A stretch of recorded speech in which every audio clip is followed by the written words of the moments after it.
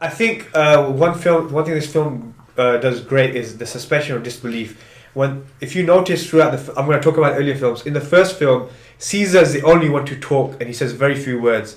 As time goes along, you see the apes, they communicate mostly through sign language. Only the powerful ones speak. And so it's actually believable that the apes can communicate, because we're used to seeing apes do sign language in zoos and stuff like that.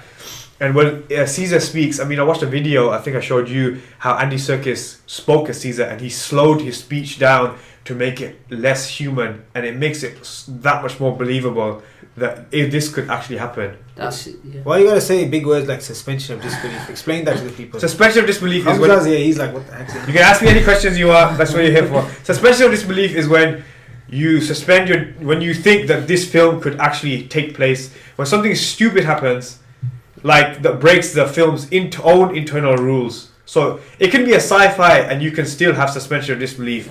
But if you create a rule and then you break it, or that's it. If the apes started standing up and talking like humans, then you'd be like, what? It just wouldn't work. Yeah, and if they started dabbing and stuff like that. Yeah. But yeah, it's just like, when the flow of the movie just going and you're synced in and you're absorbed and you're watching. You're absorbed in it and you're not thinking that this is a film. And then Ed Sheeran shows up. But yeah, that's something else. That's Game of Thrones. That's another podcast we're gonna do shortly. Yeah.